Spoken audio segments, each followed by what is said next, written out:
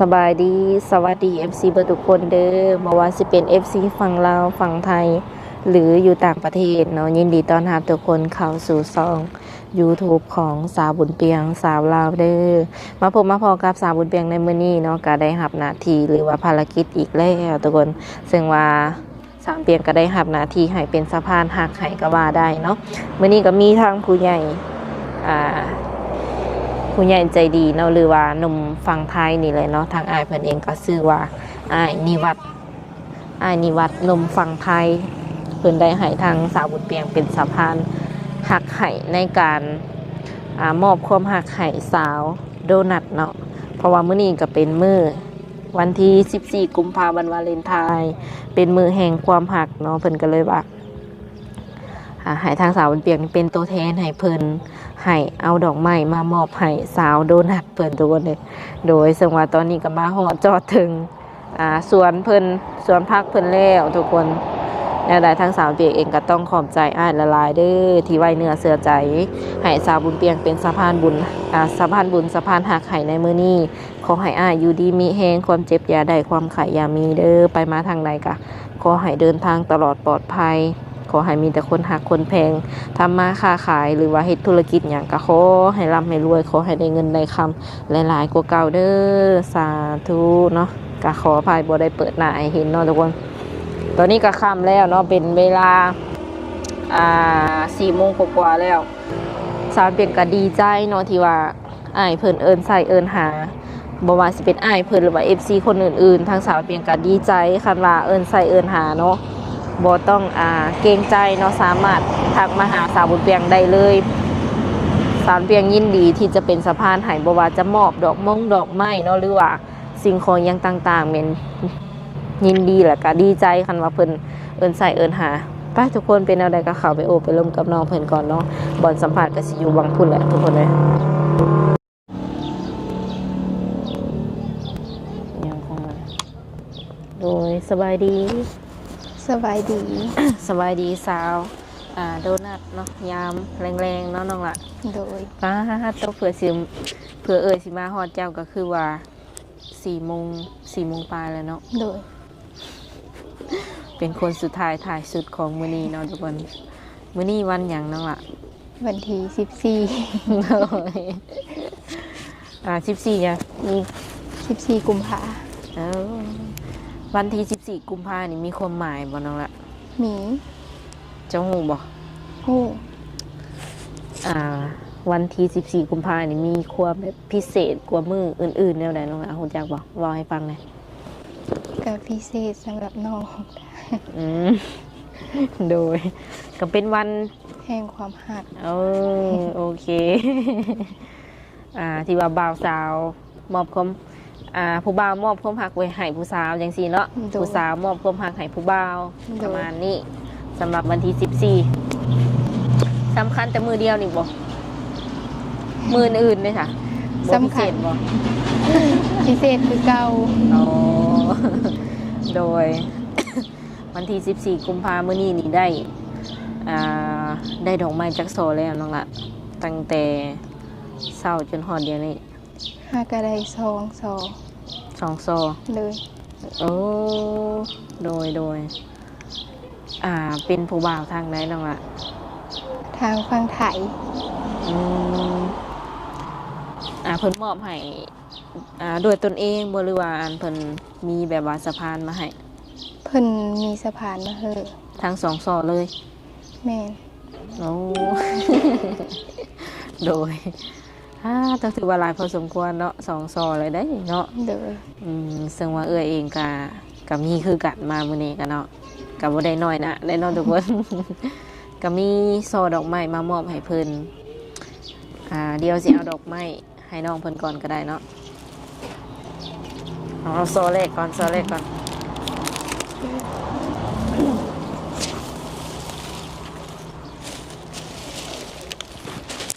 อที่ได้นี่ใหญ่บ่น้องล่ะใหญ่แต่ว่ายังบ่ทันเห็นคลิปเถื่อเนาะ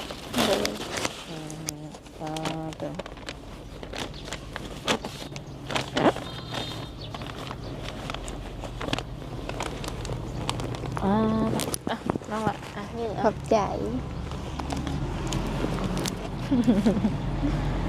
เอออันนี้ก็เป็นซอดอกไม้ของหนมไทยคือกันเด้อน้องละ โดย เป็นของอ้ายนิวัฒน์บ่ โดย แม่นบ่ แม่น สื่อลายเพิ่นตรงกันอยู่แล้ววะน้องละ ตรง อืมเอ้ยเว่าซื้อนี่น้องละนึกออกอยู่บ่เลยว่าแม่นไผ นึกออก อืม โดยคือเพิ่นก็ตั้งใจเนาะตั้งใจสิว่าไดเพิ่นก็ให้เอ้ยนี่เป็นสะพานให้เนิ่นๆนั่นแหละเนาะเพิ่นก็บอกว่าวันที่24เลยให้เอาข้าวมาให้น้องเพิ่นประมาณนี้ โดย เป็นอะไรสักคุยกับอ้ายเพิ่น ก็โอเค โดยอ้ายเพิ่นได้จักเปอร์เซ็นต์ตอนนี้ มีเปอร์เซ็นต์ให้อ้ายเพิ่นอยู่บ่ นี้ โดยเพิ่นก็ฝากถามว่าน้องหลาแบบ เป็นไปได้โบคันว่าสิติดใจกับอ้ายเพิ่นเลย ก็เป็นไปได้แต่ว่ายังไม่ทันพร้อมแต่ง ปิดใจแบบได้สมมุติว่า ปิดใจแบบคุยกันไปก่อนหั่นนะ โอ้เจ้ายังบ่ทันอยากแต่งเลย แม่น เอาอ้ายเพิ่นอยากแต่งเลยบอกกับไหม ไม่ฮู้ แต่ว่าเจ้าก็เว้าไว้ก่อน โดย ปิดใจได้ โดย ตอนนี้เลยบอกตอนนี้นี่พร้อมปิดใจแล้วบอกหรือว่าแนวใดกับอ้ายคนนี้ได้เพิ่นฝากให้เอ่ยถามให้เพิ่นก็เอาตามความรู้สึกของน้องอะไรเนาะว่าน้องรู้สึกแนวใดตอนนี้ อยากปิดใจกับอ้ายคนนี้เลยโบหรือว่าแนวใดก็เว่าให้เพิ่นฟังในคลิปนี้เลยก็ได้ ก็ปิดใจก็ได้ ปิดใจน้ำอายเพิ่นเลยตอนนี้ก็ได้ แม่น แม่น แบบสมมติว่าปิดใจกับอ้ายเพิ่นเขาอยากถามแบบคนอื่นนี่คือตัดเลยโบ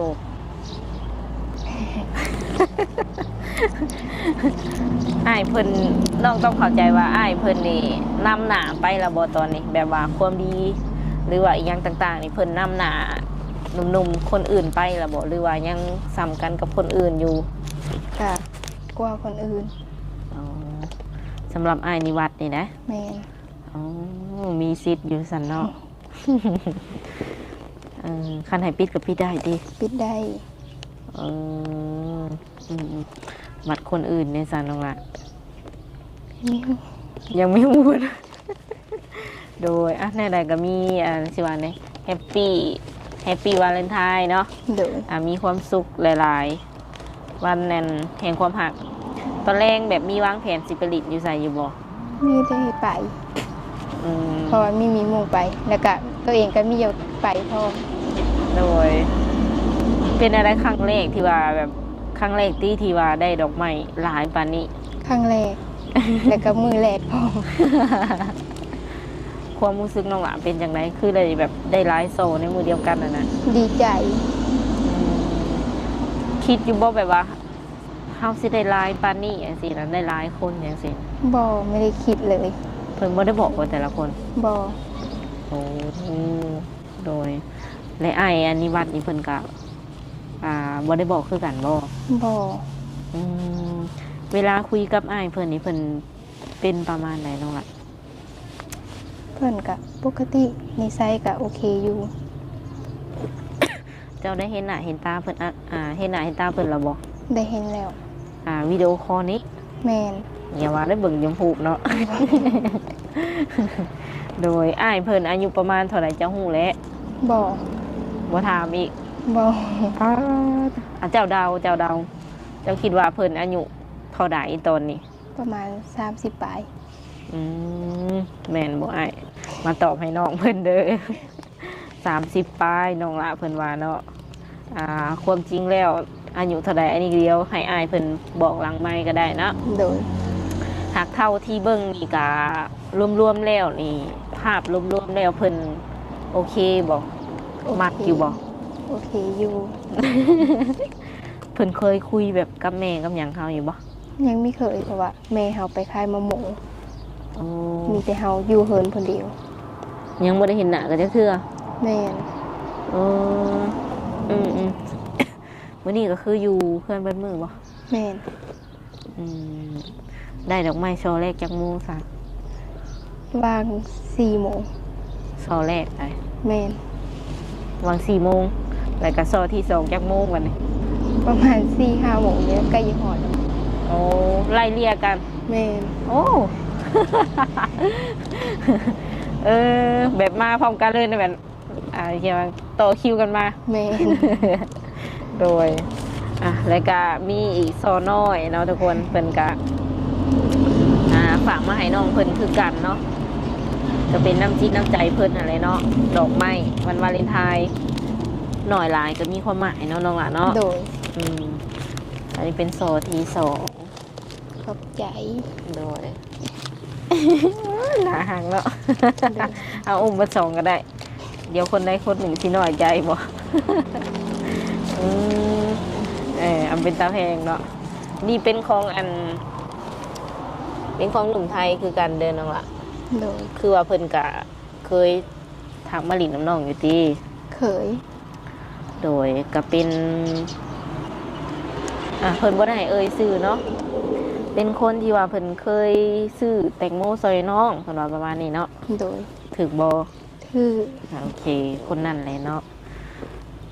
ตอนนี้ก็ยังแบบว่าเพิ่นกะแซดมาหลินน้ำอยู่ว่าคนนี้กะ เพิ่นก็เสร็จ บางมือก็เสร็จบางมือก็ไม่ได้เสร็จ แนวใดทางเอื้ออีกกะขอให้เจ้าสมหวังในความหักเนาะ โดย แล้วก็เลือกเอาแบบดี โดย ๆเลือกเอาคนที่ว่าเพิ่นหักเข้าหักเพิ่นประมาณนี้แหละเนาะ โดย ทางเอื้อแล้วก็ FC หลายๆคนกะเข้ารบการตัดสินใจของน้อง FC ส่วนใหญ่ก็เจ้าก็รุ่นคือกันเนาะว่าเจ้านี่สิตกลงปลงใจคบกับไผสินะอยากในใจนี่แบบว่าอยากคบคนใดคนหนึ่งแล้ววะหรือว่ายังอยากเบิ่งดูตอนนี้ ยังจะเบิ่งอยู่ อืมแต่ละคนนี่ดีทุกคนบอก แม่น ดีเป็นคนละแบบ แม่น ส่วนหลายเป็นคนสิว่าในทางเดียวกันเบิดเลยบ่ ทางเดียวกัน หมายถึงว่าหนุ่มไทยแม่น คือกันเลย แม่น บ่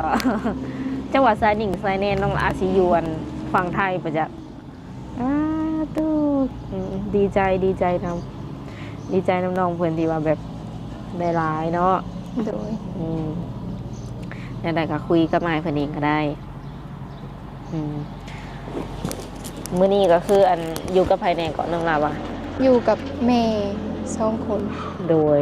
นอกจากแบบว่านุ่มๆที่เอาดอกไม้มาให้นี่น้องหล่าแบบว่ามีคนทักเขามาเพิ่มอยู่บ่ บ่ โอ้คุยแต่เท่านี้บ่ แม่น มีบ่คนที่ว่าเขามาแบบคุยมือ2 มื้อแล้วเพิ่นแบบขอน้องปิดใจอะนะนอกจากไอ้นิวัฒน์นี่นะ ยังไม่มี เออเพิ่นเข้ามาแบบได้สแต่ละคน ก็เข้ามาแบบคุยไปซื่อๆนี่แหละ จักคนแล้วที่ว่าเจ้าเห็นหน้าเพิ่น 2-3 คนนี่แหละ เห็นตัวจริงนะ แม่น หนุ่มๆที่เข้ามานี่ส่วนหลายแบบว่าอายุประมาณเท่าใด ประมาณ30-40นี่แหละ ที่เข้ามาคุยกับน้องอะไร โดย สมมุติว่าแบบว่าเพิ่นอายุหลายกว่า30-40ได้ซะจะน้องละเจ้าสิรับได้บ่ ก็หับได้ บางคนแบบว่าหน้าตาเพิ่นก็ยังหนุ่มเนาะ โดย ยังหนุ่มแต่ว่าอายุค่อนข้างว่าหลายแล้วจังซี่นะก็เลยถามเผื่อไว้ โดย รับได้ติ หับได้ โดย ปีใดจะน้องละพร้อมแต่งนะ ก็คุยกันไปแล้วก็เบิ่งใจกันไปก่อนแล้วก็ถ้าน้องโอเคก็แต่ง เมื่อยว่าเมื่อยว่างลงก็ได้แต่ว่าน้องละเมื่อยโอเค อย่ามาคนเมื่อยแขนน้องทุกคนปีได้ก็พร้อมแต่งว่าไหม ถ้าน้องโอเคแล้วก็พร้อม พร้อมแต่งเลย แม่น แบบว่าตื่นเต้นนะตื่นเต้นแทน มีปุ๊บเลยเอาปั๊บเลย ประมาณนี้ แนถ้าโอเคสำหรับน้องแล้วก็เอาเลย แบบการเลือกคู่ของน้องนี่แบบว่าต้องผ่านพ่อผ่านแม่นำบอก ผ่าน โอ้คนที่เขามาคุยกับน้องแต่ละคนนี่มีบางคนที่ว่าน้องแบบแนะนำให้พ่อให้แม่ได้รู้จักนำ ก็มี คนพิเศษบางคนนะ พิเศษ บัดอ้ายคนนี้นี่เพิ่น เพิ่นยังบ่ทันฮู้จักเลยแม่นบ่วะ หยัง บ่ทันฮู้จักพ่อกับแม่เลย หยัง อืมสมมุติว่าเฮาแบบว่าถูกใจเนาะแต่ว่าพ่อแม่เฮาบ่มักได้ซะน้องรัก ก็มี บ่ เจ้าสิเอาบ่สมมุติในใจลึกๆเจ้านี่นะแบบว่าเอาตามความรู้สึกเจ้าเองนี่นะสมมุติพ่อแม่เฮาบ่ปลื้มอะเพิ่นบ่มักผู้ชายผู้นี้ เอา เอา โอ้แสดงว่าอันเจ้ามักแต่ก็แล้วบ่ แม่น พ่อแม่ห้ามก็เอาคือเก่า โดย โยเนาะของว่าพ่อแม่อันบ่มักได้เฮ็ดอะไรว่าเอาว่าซั่น เออย่านว่าแบบว่าพ่อแม่บ่มักเลยย่านตัดไปเลยสินะ บ่ อืมที่เขาเคยเว้านี่เจ้าว่าในใดก็ไปอยู่น้ำเพิ่นบ่ ก็เที่ยวไปเที่ยวมา อืมอืมในใจแบบว่าอยากสิว่าไงดำรงชีวิตอยู่ทางใดแบบหลายกว่าหมู่อะนะระหว่างฝั่งลาวกับแบบว่าฝั่งไทยจังซี่นะ ข้างลาว อ๋อแต่ว่าเที่ยวไปแบบอยู่น้ำเพิ่นก็ได้บ่ ได้ อืมอืมนอนรับอยู่ที่มื้อนี้เนาะ นอนรับ เมื่อคืนนี้บ่ได้ฝันหยังเลย บ่ อืมบ่ได้มีความหวังบ่ได้คาดหวังหยังบ่ บ่ โอ้กะแบบตื่นมากับปกติบ่ได้ตื่นเต้นหยัง แม่น เป็นหยังคือบ่ตื่นเต้น เพราะว่ามีหูว่าเยได้ แบบว่าก็ทำตัวปกตินะละ แม่น เออโดยโอเคเนาะทุกคนมื้อนี้ก็ถือว่าทั้งสาวเปลี่ยนก็ได้นำช่อดอกไม้มาให้น้องเพิ่นเป็นทีมฮอยแล้วก็ถือว่าฮอดเจ้าของเพิ่นแล้วเนาะ โดย แล้วก็ขอบใจอ้ายทั้งสองเนาะที่ว่าให้สาวบุญเปียงเป็นสะพานให้ในมื้อนี้มีทั้งโซใหญ่และโซน้อยเนาะถึกใจตัวใดหลายกว่ากัน ถือใจทั้งสอง เอามักอยู่บ่ มัก แบบว่าสีชมพูนี่มักบ่ มัก หรือว่าใน12สีนี่มักสีใดสุดในใจ สีชมพู ใครแน่สันเนาะเลือกมาถึกแล้วทุกคนเลยเพราะว่าเองก็บ่ฮู้ว่าจะสีมักสีใดเนาะแต่ก็ด้วยว่าวันวาเลนไทน์เอาสีชมพูซะจังซี่นะ โดย ก็เลยเลือกมาให้ แล้วก็อ้ายเพิ่นก็ตั้งใจอีหลีโดย โอเค